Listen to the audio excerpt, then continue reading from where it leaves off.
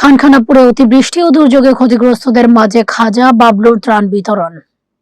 বিশেষ প্রতিনিধির প্রতিবেদনে থাকছে বিস্তারিত। রাজবাড়ীর খানখানাপুর ইউনিয়নের অতিবৃষ্টি ও দুর্যোগপূর্ণ আবহাওয়ার কারণে চরম বিপাকে পড়া ১ ও ৫ নং ওয়ার্ডের নির্মায়ের গরিব ও দুস্থ মানুষের মাঝে খাদ্য সামগ্রী ত্রাণ বিতরণ করা হয়েছে। বাবলু ভাই একজন ভালো মানুষ।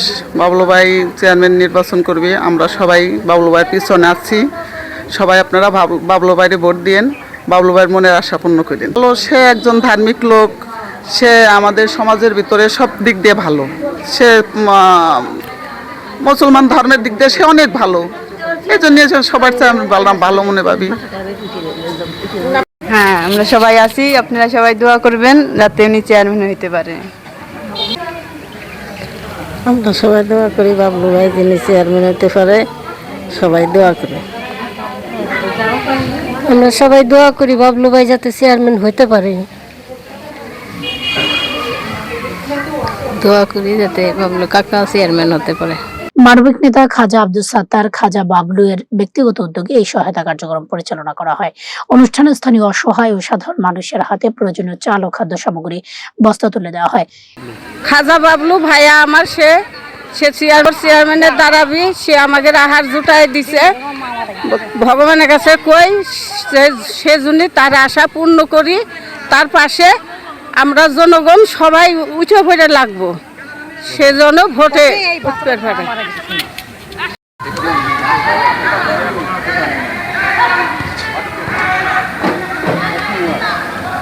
খাদ্য সহায়তা পেয়ে স্থানীয় নির্মায়ের মানুষজন গভীর সন্তোষ প্রকাশ করেন এবং আয়োজকদের প্রতি ধন্যবাদ জ্ঞাপন করেন। খুব খুশি। আল্লাহ ভরসা, ওনার মনের আশা যেন পূর্ণ হয়, এই দোয়া আমরা রাখি। উনি যখন সবার কষ্ট বুঝছে, ওনার কষ্ট আমরা বুঝবো। আল্লাহ ভরসা করেন। ত্রাণ বিতরণকালে খাজা আব্দুস সাত্তার খাজা বাবলু বলেন, দুর্যোগপূর্ণ পরিস্থিতি সাধারণ ও খেটে খাওয়া মানুষের কষ্ট দেখে ঘরে বসে থাকা যায় না। সমাজের পিছিয়ে পড়া অসহায় মানুষের পাশে দাঁড়ানো আমাদের নৈতিক দায়িত্ব।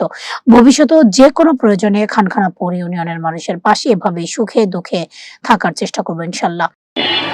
আজকে আপনারা জানেন যে আমি সারা ইউনিয়নে প্রত্যেক ওয়ার্ড কেন্দ্রিক গরিব দুঃখী মানুষের, দুস্থ মানুষের এই বর্ষাকালীন যে দুর্যোগ চলতেছে, মানুষ কর্ম করতে পারতেছে না, তো তাদেরকে সামান্য কিছু চাউল বিতরণের কর্মসূচি নিয়েছি।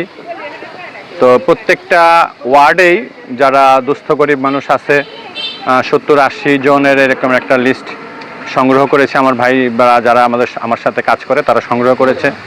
তো তাদেরকে এখানে একত্রিত করেছিলাম বিকেলে।